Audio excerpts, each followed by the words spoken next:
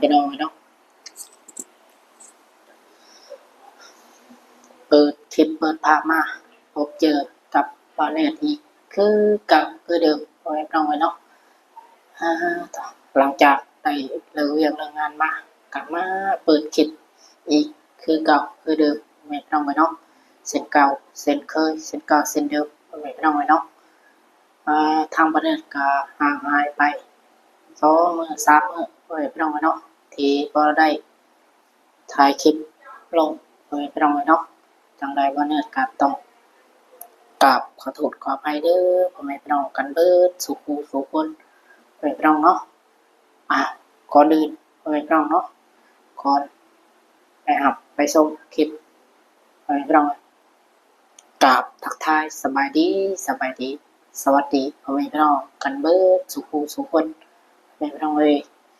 ว่าจะเป็นพี่น้องฝั่งไทยฝั่งลาวหรือทางต่างประเทศการยินดีต้อนรับเข้าสู่ช่องของบ้านเฮือนบ้านนาอีกคือเก่าคือเดิมพ่อแม่พี่น้องเนาะผมมาพบกับบ้านเฮือนในมื้อนี้พ่อแม่พี่น้องทางบ้านเฮือนก็สิมานำเสนออีกคือเก่าพ่อแม่พี่น้องที่บ้านเฮือนได้ไปเบิ่งคลิปของอ้ายบ่าวลีสายบุญเพิ่นพ่อแม่พี่น้องเนาะก็มีน้อง2 คน3 คนพ่อแม่พี่น้องเพิ่นก็ได้อยู่นำแม่พ่อแม่พี่น้องอยู่นำแม่น้องน้อยเพิ่น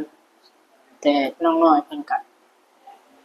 ผู้หนึงพ่อแม่พี่น้องแต่หลักๆก็น้องเพิ่น2 คนก็ใหญ่เติบนี่แหละพ่อแม่พี่น้องเนาะ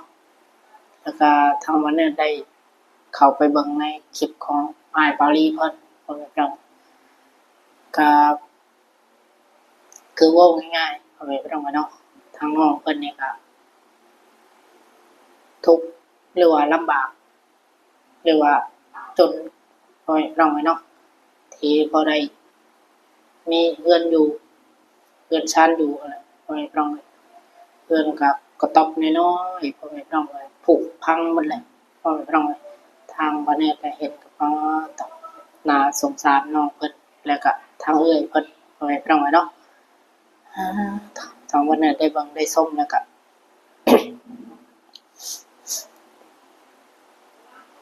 ก็อดบ่ได้พ่อแม่พี่น้องเนาะก็น่าสงสารน้อง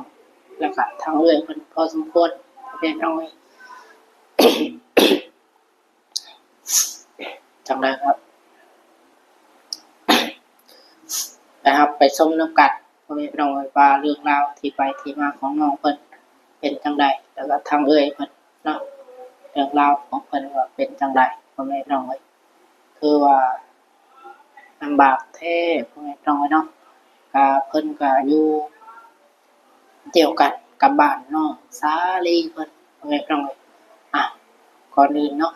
ก่อนไปรับไปชมพ่อแม่พี่น้องอย่าลืมฝากกดไลค์กดแชร์กด Subscribe เพื่อเป็นกำลังใจให้บ่าวเนิร์ดเฮ็ดคลิปให้เด้อพ่อแม่พี่น้องเนาะจังใดก็บ่าวเนิร์ดก็สิพยายามลงคลิปไปเรื่อยๆนั่นแหละพ่อแม่พี่น้องก็คือที่บ่าวเนิร์ดบ่ได้ลงคลิป2-3 มื้อนี่ก็คือบ่าวเนิร์ดบ่มีเวลาแน่พ่อแม่พี่น้องเลิกงานเลิกการมาก็เมื่อยแน่ก็อยากพักอยากผ่อนพ่อแม่พี่น้องก็เลยบ่ได้เปิดคลิปลงพ่อแม่พี่น้องเนาะจังใดก็ ขอโทษขออภัยหลายๆพ่อแม่พี่น้องเนาะก่อนอื่นเนาะเพื่อบ่การรักษาเสียเวลาก็ไปเบิ่งไปชมคลิปของอ้ายบ่าวลีเพิ่นเด้อพ่อแม่พี่น้องเนาะก็ได้เอาคลิปมาแอกเซ็นหรือว่ามานำเสนอให้กับพ่อแม่พี่น้องเฮาได้เบิ่งได้ชม เพื่อ ข้อก็สิแหบๆแน่พ่อแม่พี่น้องขอโทษขออภัยหลายๆเนาะก็คนทุกข์มันยากนี่แหละพ่อแม่พี่น้องเพื่อจะให้พ่อแม่พี่น้อง FC ได้เบิ่งได้ชมเนาะเพื่อบางมีบางผู้หลักผู้ใหญ่บางทีบางท่านรู้ตัว หรือว่าเอ็นดูเมตตาสงสารเนาะเพื่อจะให้เพิ่นนี่ได้เบิ่งได้ชมแล้วบางทีบางหลักผู้ใหญ่เพิ่นอยากสดซอยเนาะก็ให้พ่อแม่พี่น้องเบิ่งเอาเองพ่อแม่พี่น้องเนาะวันนี้ก็บ่ได้ได้มานำเสนอให้พ่อแม่พี่น้องได้เบิ่งได้ชมอีกคือกับพ่อแม่พี่น้องคือเดิมเนาะกลับไปเบิ่งไปชมนำกันเด้อพ่อแม่พี่น้องเนาะว่าชื่อเสียงเรียงนามของเอื้อยเพิ่นแล้วก็น้องๆเพิ่นสิชื่อจังใดเนาะคือว่าลำบากแท้เนาะพ่อแม่พี่น้องเนี่ยเพิ่นอยู่ก็ผุพังหมดเลยพ่อแม่พี่น้องกลับไปเบิ่งไปชมนำกันเลยพ่อแม่พี่น้องเนาะก่อนอื่นเนาะวันนี้ก็ขออนุญาตจะขอคลิปเด้อเนาะที่เอาได้เอาคลิป Excel ให้กับพ่อแม่พี่น้องเฮาได้เบิ่งได้ชมวันนี้ก็ขอโทษขออภัยหลายๆพ่อแม่พี่น้องก็ขออนุญาตถ่ายพอดีเหมือนเด้อพ่อแม่พี่น้องเนาะจังใดก็เดี๋ยวไปเบิ่งไปชมนำกันพ่อแม่พี่น้องเนาะ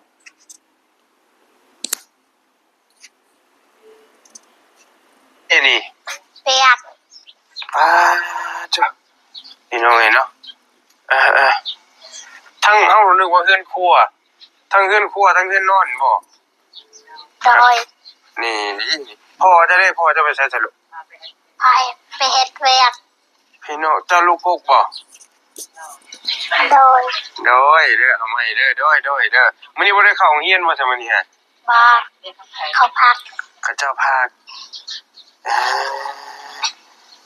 กินข้าวแล้วบ่กินข้าวคำยังกินข้าวกับส้มมะฮุ่งสงสารน้องเพิ่นพ่อแม่พี่น้องเนาะโอ้ยพี่น้องเนาะนอนอยู่นี่ว่ามันขึ้นโดย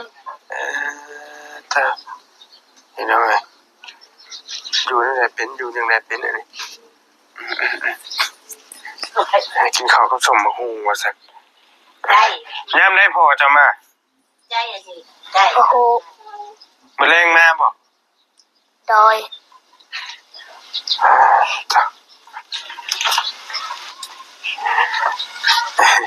เป็นเบิดแล้วบ่นางเขาของคำโรงเรียนเป็นหนังสือแล้วบ่เรียนบ่เป็นคือว่าของปหาเลยบวกเลขได้อยู่บ่ลูกบ่เป็นใช่วันยังมื้อนี้วันศุกร์แม่บ่พาบอกแล้วว่ามื้อนี้บอกมันบ่ใช่สิถามแต่ว่ามื้ออื่นวันยังสักวันบ่มื้ออื่นบ่บอกเด้อบ่พาบอกเด้อแม่เด้อมื้ออื่นวันยังมื้อวันเสาร์มื้อต่อไปวันยังมันจะวันไม่กล้าไปวันมากไปวันศุกร์วันเสาร์แล้วก็วันยังบัดนี้วันเทศ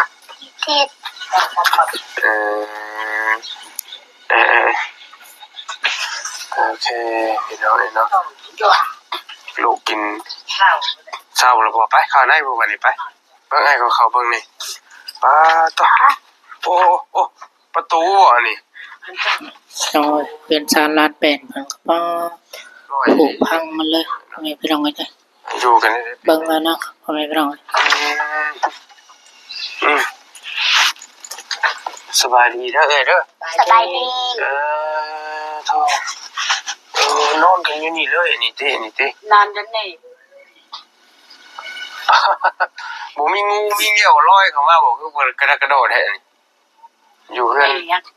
ย่านักบ่เป็นแซ่บได้ดินไผจะอยู่ดินเจ้าเองบ่ดินเขาดินไผดินพอกจะถึงดินพี่น้องบ่ตอนนี้เขาไล่ฮักน้องก็ไม่เต้นเขาอยู่เลยเขาอดเอาเขาหายแล้วเขาจะป่าอันนั้นงัวคอยจนนี่เขาอยู่เลยเพิ่นอยากเอาไว้งัวไว้ควายนำนี้บ่เพิ่นยังไงเจ้าไปเขาอดเขาเอาน่ะได้เอาก็อดเจ้านี่บ่โทรหาบ่เจ็บคืนนี้โท ตัวนี้เฮือนไผใช่เอ้ยตัวนี้เฮือนไผ เอิ้นเพนาง ให้พี่น้องเพิ่นไปใช้ เขาไปนานเขาเอาประคานโลเป็นหยังเขาไปนานเป็นเดือน2-3 เดือนเขาไปเฮ็ดนั้น คนไปนอนอยู่ให้อยู่สวนพุ่นเออพี่น้องเอ้ยเนาะผัวเจ้าไปเฮ็ดเวียกบ่เจ้าชื่อหยังเจ้าน่ะ นางคือน างคือจักปีแล้ว 25 ปี 25ปีนึงบ่อ๋อผู้น้อยนี่ชื่อนั่นได้นี่ นางจันแซง นางจันแสงได้จักเดือนจักปีแหละ 8 เดือน8 เดือนปลาย 8 เดือน 12 มื้อ 8 เดือน12มื้อโอ้ยังไงยังบ่ทันพอเดือนพอปีใช้เจ้าอยู่เจ้ากินกันได้เจ้าอยู่เจ้ากินกันได้อันนี้น้ำอยู่น้ำกินบ่นี่หั่นน่ะ น้ำเป็ด โอ้ไปเอามาจะใช้อันนี้ จะหั่นน้ำซา อืมอ่าพี่น้องเสื้อผ้าแบบให้ก็ตากไว้นี่เลยอันนี้ก็อย่างนี้เลยฝนตกเจ้าอยู่เป็นบ่นี่ บ่เป็นนักบ่เป็นแซ่บแนวใดเนาะเอาทุกอย่าง เฮิงแล้วว่าเจ้าอยู่นี่ เฮิง จักเดือนจักปีเลย นับแต่10 ปีนับแต่อันนั้นค่อยบ่ทันได้มีเอียน อ๋อ10 ปีพูกตั้งแต่นี้บ่ทันเกิดช่ำบ่กำลังเกิดบ่ โดยนับแต่อันนี้บ่ทันเกิด เอ่อ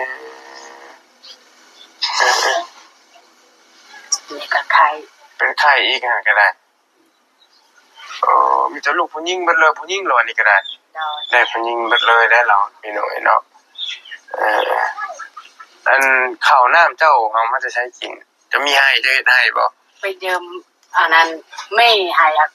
บาลายเลงกิน ลิงกิน โดย ลิงป่ากิน เลงกับหมูปลา ลิงกับหมูป่ากิน เขานำพวกน้องทราย เขาก็ปั่นกันนำพวกน้องทรายกันน้องทรายข่อยปั่นข่อยได้มาคันน้องทรายข่อยบ่ปั่นเฮาบ่ได้มา เออพี่น้อยเนาะมีอะไรอยู่กับ3พร้อม3แม่ลูกผัวเจ้านั้นมาซุมื้อบ่ตอนแรกมาบ่ เพิ่นเป็นนานโทนั่นให้ไปทางให้ ให้เจ้าเองนี่บ่ นำเข้านำเข้า เข้าน้ำเขาคือแบบใดเฮาบ่เข้าใจ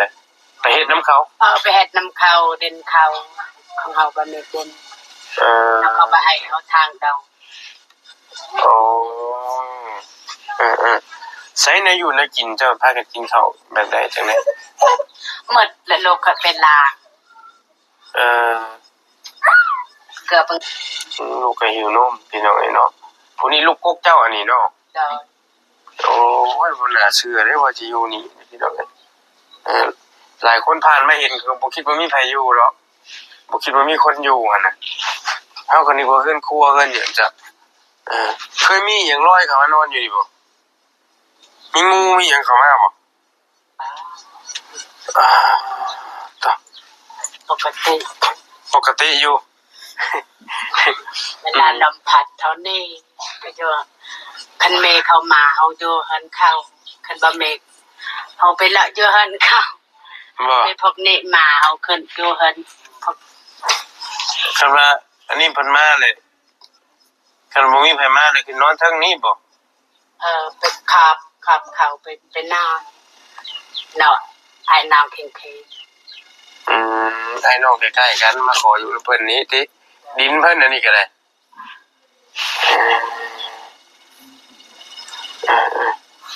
น้อยอยู่ได้เป็นน้องซาลีรู้จักกันอยู่หรอวะกับน้องซาลีรู้จักกันบ่พี่น้องกันบ่หรือว่าจะได้ ป้า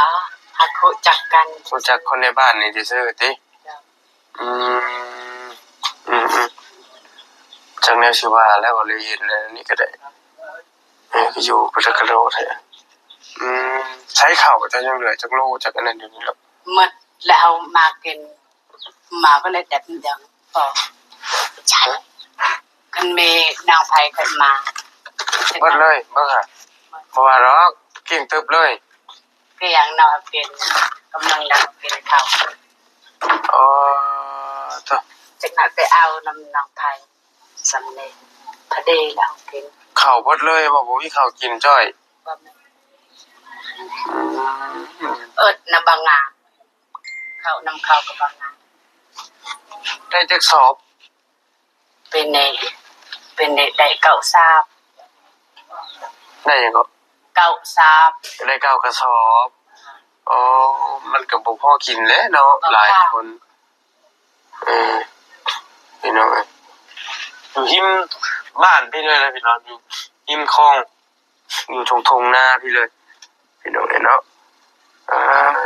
เจ้า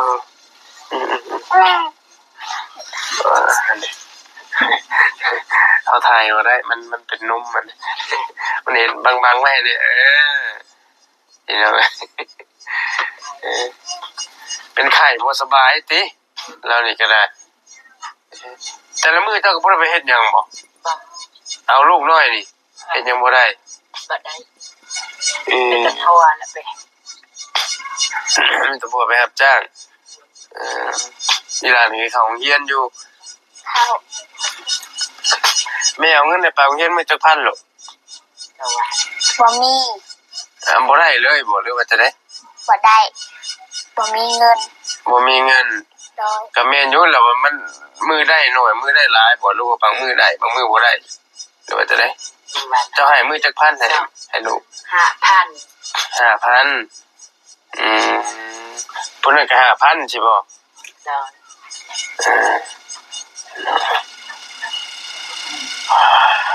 ก ใช่อันผ้าห่มผ้าแพรจะเจ้านอนผ้ากันห่มนอน นี่ นี่ เบิ่งว่า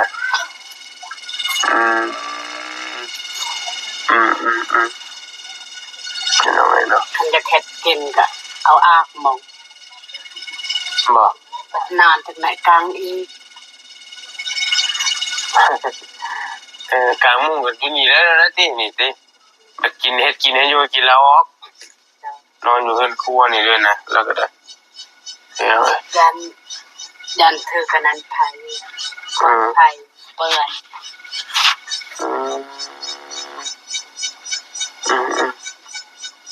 รับแหละท่านนก็ได้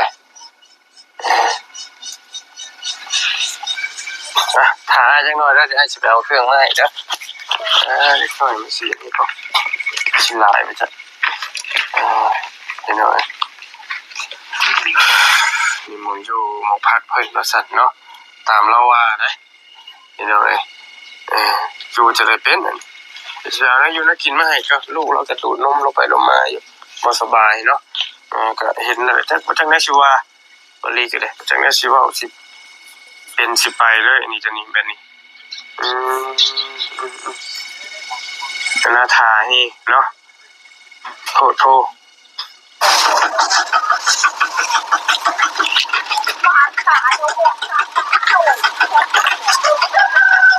มา ไปช่วยไปเป็นบ้าน ไม่ยังก็ เอาไว้ที่บ้านอาจจะบอกแทน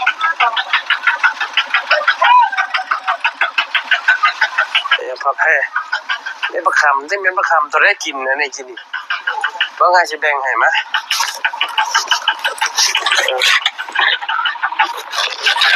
เอาเมย์มันมาแต่ยังเมย์แล้วบ่น่ะ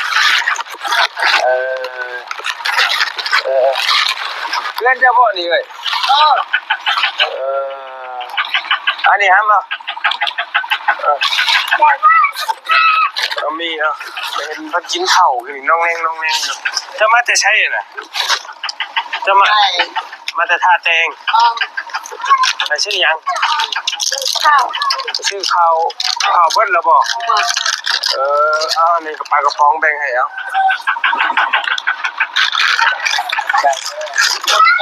ขอบใจเอาเป็นยังครับเอาไว้กินโอเคนะอยู่จะคนเฮือน6 คนคนได้พ่อเล่นพ่อเพิ่น ประมาณพร้อมไป พ่อไปแล้วพ่อไปใช้ ไปส่วน ไปส่วน เออ โอ้เอา โอเคปะขอบใจเด้ออยู่ดีมีแห้งเด้อ ใจ เฮือนแล้วก็จวนนะเบิ่งเปยพี่น้องเอ้ยแบ่งให้น้องๆเพิ่นต้มขนมเนาะแบ่งกันต่อพูดเล็กพูดหน่อยไปเลยมีปลากระป๋องมีต้มขนมเนาะก็สิให้แจกไปเลยนี่ก็บ่ไหวแล่นมาเบิดบ้านเพราะแห้งอีกมันเป็นบ้านใหญ่แหละแต่ว่ามันก็ปะปนไปด้วยผู้คนเนาะที่ทุกข์ที่ยากก็อยู่รวมๆกันว่าซั่นพี่น้องเนาะ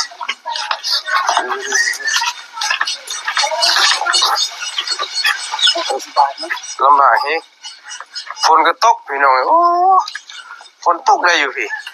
อยู่บ้านเฮามันคือว่าโอเคอยู่พอมาพี่แล้วเอาเรื่องจ้ะเราได้ลูกใหม่บ่นี่ก็ได้ลูกเจ้าบ่ฮะลูกเจ้าก็คือยังมาได้ลูกแล้วสิเนาะอะไร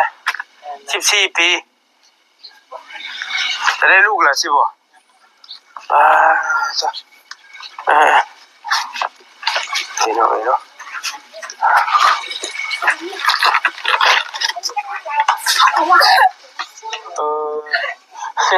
พี่ออกว่าพี่เคยไหมผมพาขนมว่าพี่ไหมอาจจะเอานี่ให้ฝนตกแห้งเจ้ารู้จักกันเจ้าเห็นเล่าน้ำใจจ้ะรู้จักกันบ่เขาเห็นในโทรศัพท์เห็นในโทรศัพท์เห็นบ่เจ็บในโทรศัพท์รอปะรอว่าว่าซั่นดังอะไรบ่เจ็บเดี๋ยวนี้เนาะเอาวันนี้เฮาให้เด้อขนมไปแบ่งกันกินเด้อนางเด้อครับเอากระป๋องเด้อโอเค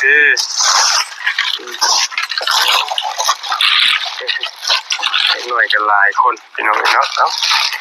ไว้แบ่งสู่กันกินมะเร็งเด้อขอบใจหลายโอ้พอเอาใส่บนรถนะใส่บนรถนะแต่ว่าสินี่กันมันสิบ่พอกันใจหลายเด้อคนเฮงมากเดี๋ยวจะอยู่แบบนี้อยู่เป็นบ่อยู่นี่มันบ่ฮักบ่นี่เทบ่บ่ไปเละหันเขาไปเละอยู่เฮือนเขาได้บ่เละเฮือนอันนี้ก็เฮือนพี่น้องเราอ่ะตามเราว่าเลยเป็นหน้าเป็นพี่น้องเราเฮือนพี่น้องแล้วก็บ่ได้มีปัญหาแล้วนี่ก็ได้ว่าไม่นี่ก็ไปไว้เลยบ่ได้เป็นจะอยู่นี่ก็ได้เนาะไฟจะก็ตกลงมาแต่นี้ติกันคนสมมุติว่าคนย่างผ่านนี่เฮาบ่ฮู้แล้วว่ามีไผอยู่นี่นะเขาโหน้องขอเห็นนั่นน่ะเห็นอยู่คือในบ่เห็นครัวเอิ้นหยังนั่นน่ะเขาไปเบิ่งเขาว่าเบิ่งแบบนี้คนอยู่คนหยังก็ถ้าคือโชคดีอยู่ก็บ่พี่น้อยเนาะไปเอาไปป้าเลยเด้ออยู่ดีมีแห้งเด้อเด้อดีไม่แห้งกันโชคดีมีแห้งโชคมาร่ำรวยเอาไว้กินแซ่บๆเด้อได้กินเลืออยู่แล้วว่าแบบนี้ก็ได้ถ้ามีเงินเดี๋ยวจะได้ไปซื้อกินบ่รู้ว่าจะได้ไปซื้อกินจำแจ่ผมมีก็จำเป็นได้จำแจ่วผักตำผักนั้นบ่เจ้าปลูกผักบุ้งผักหยังคือใหญ่แท้น่ะผักเจ้าบ่น่ะใช่โอ้พี่น้องเอ้ยเฮาชื่อบาวลี่เด้อมาแต่สวรรค์เขตพุ่นเคยเบิ่งอยู่บ่ในช่องเฮานี่เคยบ่ไปเคยเบิ่งแต่บ่เจ็บบ่เอาไว้เห็นบ่เจ็บกับชายเห็นบ่เจ็บกับเฮานี่บ่บ่เตียงฮู้จักบ่ว่าเตียงบ่จักว่าลีไปก็ว่าเจ็บเรื่อยเด้พี่น้องเอ้ยเนาะสู้ๆเด้อเอ้ยเด้อสู้ๆเอาน้องให้อีกแล้ววันนี้นะมาก่อนสิไปขอโทษเด้อลำบากบ่อยู่แบบนี้ลำบากอกใจนอนคิดจักได้จะแค่เทินบ่ได้หาเงินก็บ่ได้บ่หลายได้แต่พอได้ซื้อกินได้ซื้อเนาะ โดย พอได้ซื้ออยู่ซื้อกิน ซื้อกินข้าวซื้อกินของกินให้ลูกบ่ได้ให้ อืมชื่อข้าวซื้อน้ำกินก็เบิดแหละมันบ่ไหวแหละ โดย แนวอื่นบ่มีสิซื้อเนาะ มีแต่พนางและสวยคันเฮาเอิดไปเลลาเขาพนางเฮาทุกผู้นำควันมาให้เขาเครื่องกระสาพวกเต้น เออพี่น้องเราอยู่ไป คันบ่มีพนางบ่มีอันนั้นน้าสาวขึ้นมาอด อยู่บ้านนี่เลยบ่เจ้า โดย คนบ้านทงวายนี่เลย โดย ผัวเจ้าเด้ เดี๋ยวนี้คือกัน อยู่นั่นอยู่นี่คือกันอันเอ้ยชื่อหยังก็ คือ เอ้ยคือถามว่าเอ้ยคือเอื้อนเอ้ยคือใส่ก็จะจักรถบ่ จาก ถามนำมื้อนี้ จาก จักเลย จาก ถามในบ้านก็จักรถเนาะ จาก จักเลยโอเค คืออลัน คืออลัน โดย อืมพี่น้อง ผัวอลัน ผัวอลัน โดย ผัวอลันเลยก็จะจักเลยว่าซั่นอยากได้เฮือนหม่องอยู่ให้ได้ที่สุดตอนนี้เนาะให้มันปลอดภัยให้มันดีๆแน่ โดย อย่างน้อยก็แบบนี้ก็ยังดีได้เพราะมีหม่องล็อกหม่องอหย่างนี้คันเฮ็ดแล้วสิไปเฮ็ดอยู่ไสคันเจ้ามีเงินถ้าสิไปเฮ็ดเงินอยู่ไส บ่ได้เล่นในนางก็บ่มีอันนี้ก็เป็นพวกนี้ อืม ถามเพิ่นคั่นนั่นล่ะคัน ดิน โดน ดินมะขามนี่ เขาอยู่เขาไปจากอยู่และโดนนี่แห้งสกปรกกันยังครับเราก็เทินบ่แม่เด่นอยู่เลยเขาว่าแนวใดเฮาก็พังอดเอา เออ แนวจำเป็น เออ ของพี่นาวก็บ่แม่เด่นมีฮักซ้ำเขาอยู่ให้เฮาบ่แม่เขาบ่เป็นสิบปัน อยากได้ดินอยากได้หม่องอยู่หม่องเช่าให้มันดีกว่านี้แน่เนาะก็แบบลูกนะลูก2-3คนแล้วเราก็ได้ดอกอยู่หิมนี่เป็นคลองได้พี่น้องอยู่หิมดอนเลยเราก็ได้เนาะที่สุดเลยนี่อยากได้ดินอยู่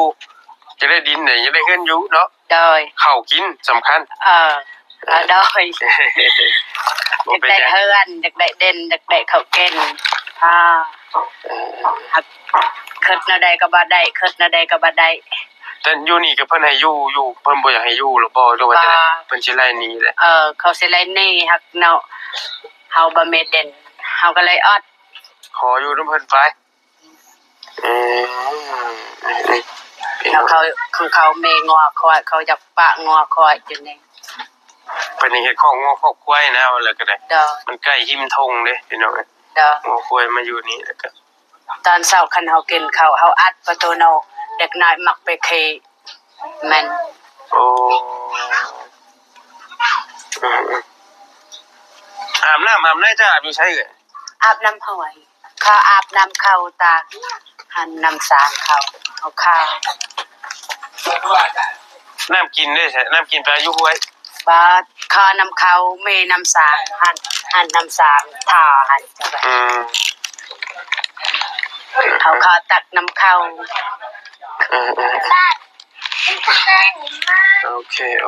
พี่น้องเนาะไปทำเมื่อป้าก่อนเด้อคันว่ามีโอกาสมีเวลาแล้วสิมาเยี่ยมใหม่เด้อเด้อ โดย เบิ่งสิเอาเงินไว้ให้เจ้าเอาไว้ซื้ออยู่ซื้อกินเด้อไปให้ลูกให้เต้าเด้อ ใจหลาย ขอบใจหลายๆบ่เป็นหยังบ่เป็นห ๆ ยัง ได้ละบ่แม่ ฮะ ได้ละบ่แม่ ได้ลูกแล้วเฮาน่ะได้ทั้งลูกได้ทั้งเมีย คอยลำให้รวยโชคดีไม่แห้งคอยถึกเลข6โตได้อ้าย ได้ เด้อ เป็นหยังคือถามว่าได้เมียคันบ่ได้เมียน่ะสิหาเมียให้บ่ บ่แม่นจะโคสุด ยันว่าสิหาผู้ชายแถวนี้ให้ บ่แม่น มีแล้วครับมีลูก1คนมีเมีย1คนพี่น้องลูกเขาก็สิใหญ่กว่านี้แหละจังน้อยย่างแล้วสิ2ปีแล้วลูกเขาน่ะอยู่ดีมีแฮงเด้อสู้ๆเด้อเด้อนั่งๆเด้อ บ่ได้ จบดีแหละโอเคมาเบิ่งไม้ก่อนพี่น้องโอ้ยพี่น้องเราเดี๋ยวไปเจอปะไอ้ลูกชูกันกินแล้วเด้อเฮ้ยบ่ได้ไปแจวเงินสร้างก็ได้เนาะไปพี่น้องบ่รีขอตัวจบคลิปไปคลิปไปเองซัง คือว่าลำบากแฮงพ่อแม่พี่น้องเนาะสิว่าจังไดบ้านเอิ้นเห็นแล้วก็บ่ยังบ่ออกเลยพ่อแม่พี่น้องเนาะก็มีแต่ให้พ่อแม่พี่น้องพิจารณาเอาเด้อเอานำกันพ่อแม่พี่น้องเนาะเพื่อมีผู้หลักผู้ใหญ่ท่านใดที่เพิ่นได้เบิ่งได้ชมแล้วพ่อแม่พี่น้องเนาะก็หากว่ามีผู้หลักผู้ใหญ่เอ็นดูเมตตาสงสารทั้งเอ้ยทั้งน้องเพิ่นแล้วก็ถ้าว่าอยากสดอยากซอยบ้านนั้นก็ง่วงพ่อแม่พี่น้องอยากสดอยากซอยทั้งเอ้ยเพิ่นพ่อแม่พี่น้องเฮ็ดเทือนเฮ็ดชานหรือว่าชื่อดินชื่อดอนนั่นแหละก็ยินดีเด้อพ่อแม่พี่น้องเนาะก็ติดต่อหาช่องทางของอ้ายบ่าวลีสายบุญเพิ่นเด้อพ่อแม่พี่น้องเนาะเพิ่นก็สิเป็นสะพานบุญให้พ่อแม่พี่น้องเนาะก็เพิ่นก็ลำบากแฮงพ่อแม่พี่น้องคือลำบากข้าวกินก็บ่มีพ่อแม่พี่น้องเรือนชานอยู่สิอยู่สิอยู่ดินดอนสิอยู่ก็บ่มีพ่อแม่พี่น้องมีแต่อาศัยของคนอื่นอยู่พ่อแม่พี่น้องก็คือพี่น้องของเพิ่นหรือว่าจังไดว่านึงอาจจะเป็นพี่น้องก็บางคนก็ให้อยู่ชั่วคราวพ่อแม่พี่น้องเนาะก็มีแต่ว่ามีเงินมีคำก็มีแต่ว่าซื้อนั่นแหละพ่อแม่พี่น้องส่วนหลายเนาะพี่น้องก็ยาเนาะบางคนเขาอาจจะบ่คิดว่าเฮาเป็นพี่น้องพ่อแม่พี่น้องว่าซั่นซะเพราะว่าบ้านนี้ก็เคยโดนมาคือกันพ่อแม่พี่น้องเนาะเรื่องนี้บางคนก็บ่คิดเห็นว่าเฮานี่เป็นพี่น้องเดียวกันแต่ว่าเฮานี่คิดว่าเฮานี่เป็นพี่น้องกับเขาพ่อแม่พี่น้องแต่ทางพี่น้องทางเฮานี่สิคิดกับเฮาว่าเฮาเป็นพี่น้องบ่พ่อแม่พี่น้องไว้นี่เนาะทางวันนี้ได้เบิ่งแล้วก็น่าสงสารน้องเพิ่นพ่อแม่พี่น้องเนาะ